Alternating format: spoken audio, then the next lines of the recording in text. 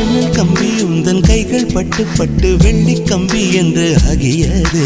கம்பஞ்சக்கை உந்தன் கண்கள் தொட்டு தொட்டு தங்கச்சிற்பம் என்று மாறியது.